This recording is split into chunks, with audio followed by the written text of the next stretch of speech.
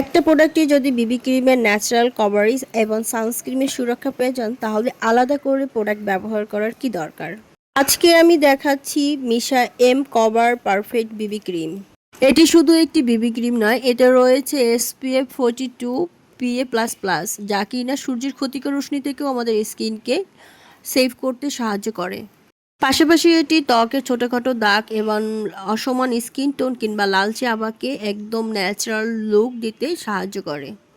এটার shade number হচ্ছে 23। এই শেডটা একদম যারা হচ্ছে মিডিয়াম লাইট কালারের আছে তাদের জন্য কিন্তু একদম পারফেক্ট। একদম ফেয়ার ফেজে না, আবার একদম ডার্ক ফেজও না, মিডিয়াম শেডে যারা আছে তাদের জন্য এই শেডটা পারফেক্ট। আর বেশিরভাগ মানুষের ক্ষেত্রে কিন্তু এই শেডটা একদম স্কিনের সাথে মিশে যায়। আমি তোমাদেরকে একটু টেস্ট করে দেখাচ্ছি, আমি আমার হাতে দিয়ে দেখাচ্ছি যে এটা কত স্মুথলি একদম সহজেই ব্লেন্ড হয়ে যায় এবং স্কিনের সাথে একদম মিশে যায়।